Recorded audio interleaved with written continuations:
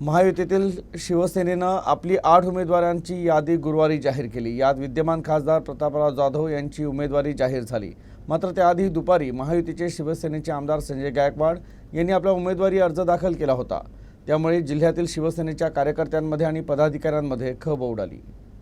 त्या संबंधीचा निर्णय त्या ठिकाणी राज्य सरकारने घेतला म्हणून मी मुख्यमंत्री नशीब आजमावत आहे। परंतु जवळमध्ये त्या ठिकाणी जाते ती काळ्या ढगावरची भरती रेख त्या ठिकाणी आहे। याचा कुठल्या प्रकारचा बदल प्रयत्नांची शिकस्त केली डॉक्टर राजेंद्र शिंदे साहेबांना देखील मनापासून या ठिकाणी अभिनंदन करतो। अनेक निवडणुकीच्या वेळेला आपण सांगतो की ही हत्या